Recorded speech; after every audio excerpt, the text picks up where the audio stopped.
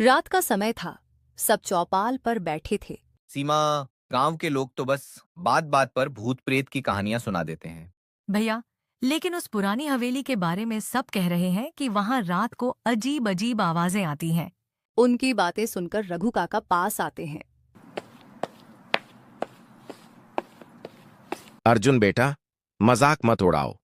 वो हवेली सच में भूतिया है। मैंने अपनी आंखों से वहां पर सफेद साया देखा है। अरे रघु काका, डरने का तो नाम ही नहीं है। मैं आज रात खुद जाकर देखूंगा उस हवेली को। इतना कहकर अर्जुन सीमा को लेकर घर चला जाता है।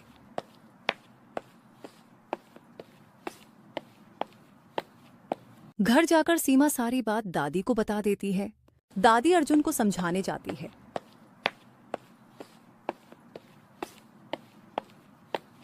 अर्जुन बेटा, तू हवेली जाने की बात भूल जा।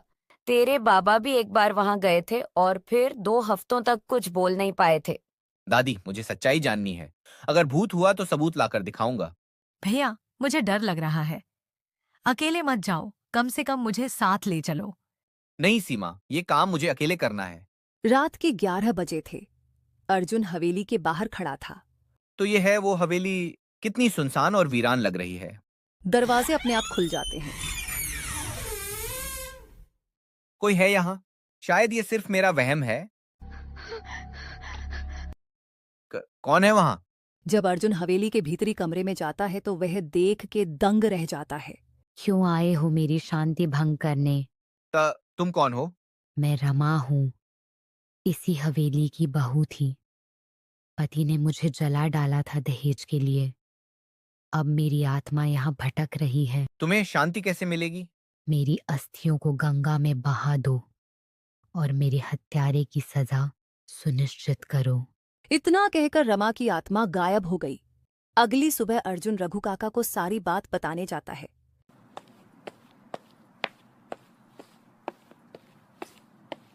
रघु काका, रमा की आत्मा हवेली में है। उसने अपनी कहानी मुझे बताई। हे भगवान, हमें पुलिस को खबर देनी चाहिए। मैं जानती थी कि उस घर में कुछ गलत हुआ है। रमा बेचारी इंसाफ चाहती है। रमा के हत्यारे को सजा दिला दी गई। अगली सुबह गंगा स्थल पर भैया, ये वही अस्थियां हैं जो हवेली के तहखाने में मिली थीं। आज हम इन्हें बहाकर उसकी आत्मा को मुक्ति देंगे। अस्थियों को गंगा में प्रवाहित कर दिया जाता है। एक हल्की सी मुस्कान की छाया आसमान में उभरती है। अब हवेली में कोई आवाज नहीं आती। लगता है रमा को शांति मिल गई। अब उस हवेली को गिरा देना चाहिए। वहां अब कोई डर नहीं, लेकिन यादें हैं जो सदा जिंदा रहेंगी। बेटा अर्जुन, तूने बहुत बड़ा काम किया है। तूने सिर्फ एक आत्मा को ही नहीं, गांव की सदियों पुरानी डर की बेड़ियां भी तोड़ी हैं। भैया, आज मुझे तुम पर गर्व है। मैंने वही किया जो इंसानियत कहती है।